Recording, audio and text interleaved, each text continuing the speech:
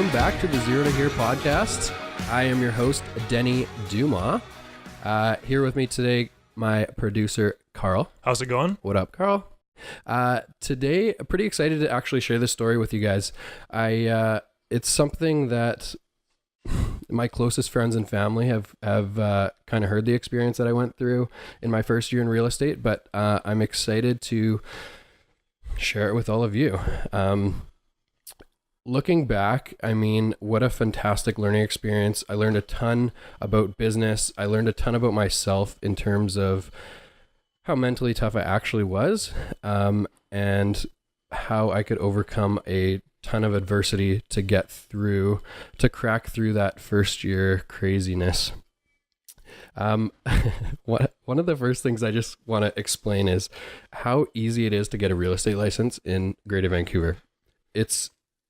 Honestly, it's a bit of a joke.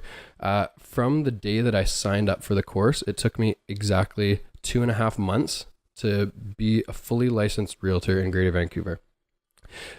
Basically, it's a course through Sauder at UBC. You sign up, you pay, I think it was $1,200.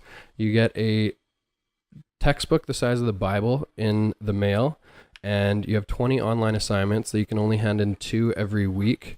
And then you sign up for an exam once you pass all the 20 assignments. The exam is tricky, and I think it has like a 60 or 70% fail rate.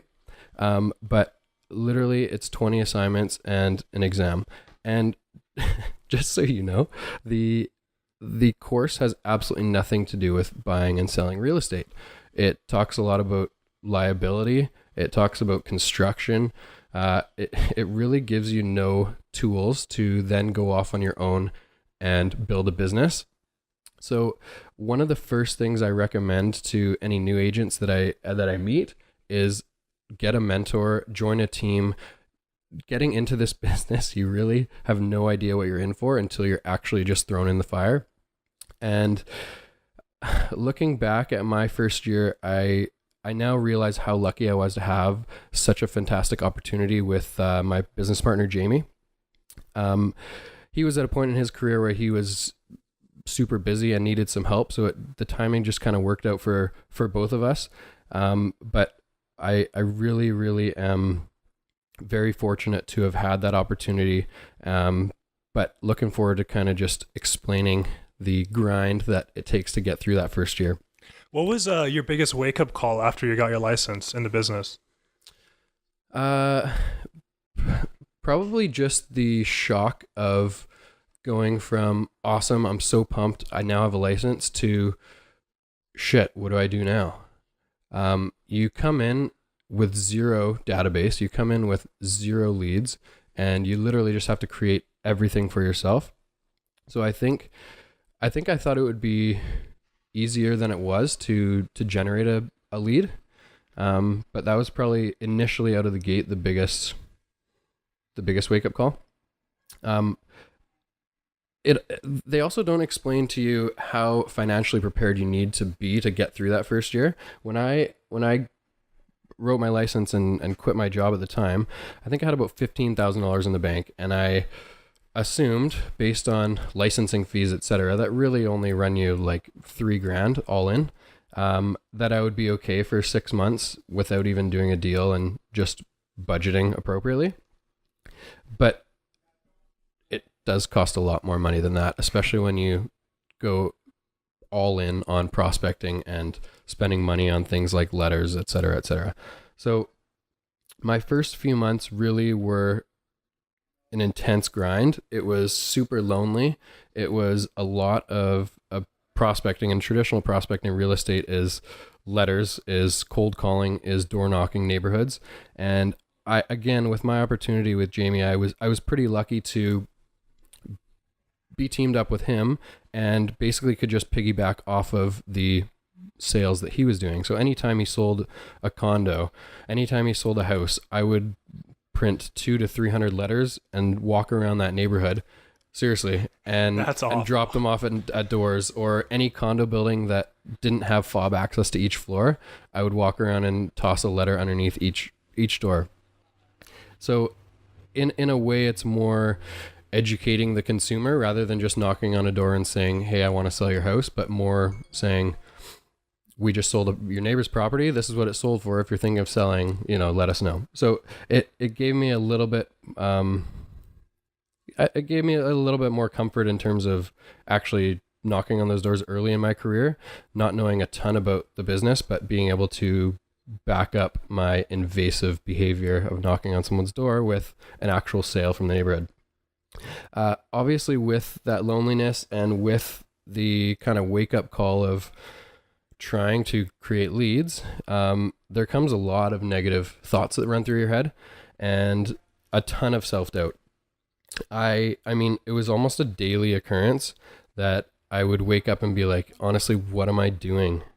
Am I ever going to make it? Am I ever going to successfully get that first client? Am I ever going to cross that threshold where, I don't have to cold call every day because it's not a fun thing to do?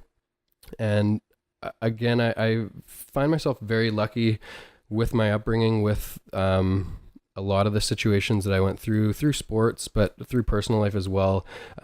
Just building this mental toughness that I was able to snap out of those thoughts pretty quickly. I've talked to a lot of other agents about their first year because it was such a grind and eye-opening experience for me that I'm just curious about other people's experiences in the first few years. And a lot of them struggled with it much more than I did, but I guess I just had, for lack of a better term, a naive self-confidence that I was just going to get over that threshold and be successful. So I think it was 3 months in that I actually did my first deal. And by that time, the bank account was dwindling. I had a mortgage at the time. Obviously, I'm spending money on gas and insurance and food. And so it was pretty frightening at times. And so I had this, I basically put myself on a food budget of $4 a day. That's insane. It's absolutely insane thinking about it now, right?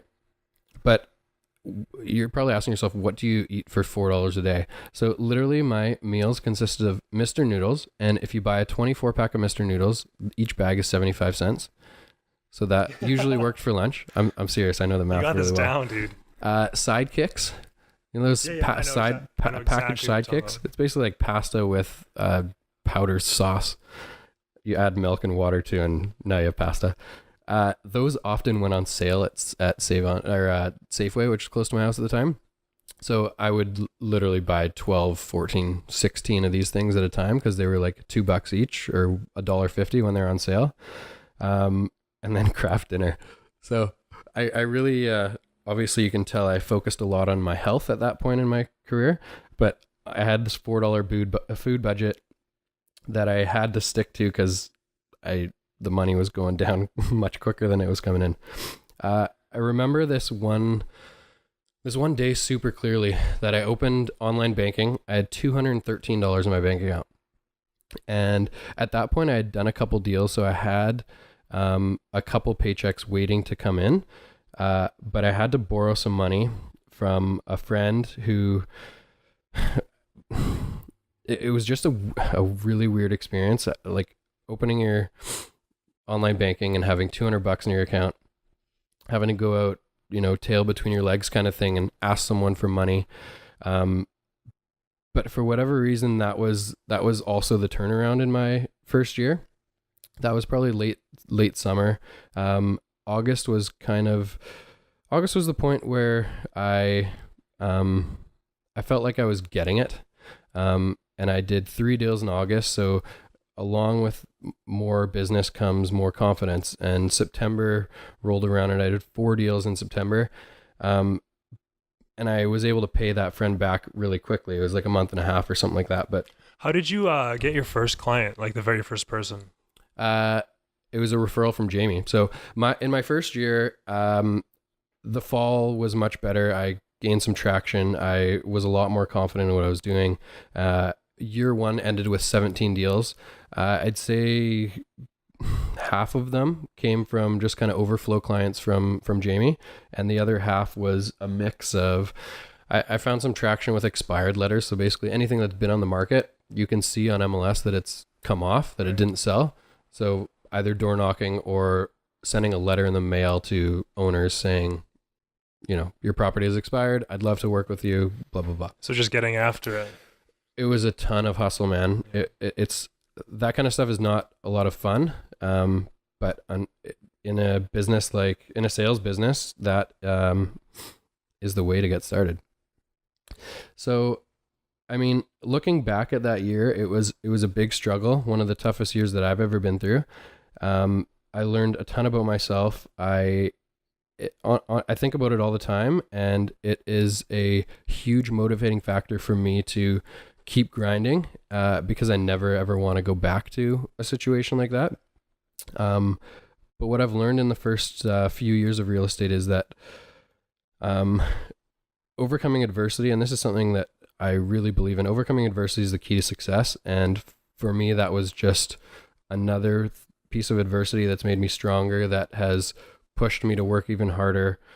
It was a crazy eye-opening year. I learned so much about who I was and how much tougher I could be than I thought I was. But hopefully, I know there's going to be a bunch of you listening out there that are either in your first year or thinking about taking the plunge into a new business. Be prepared. You're going to have to grind your butt off. But as always, I would love to hear your feedback. If you have positive, negative things to say, questions regarding first year or how to plan for it, I'd love for you to hit me up. Instagram handle is denny.duma, and check out the podcast notes for my email as well. Later.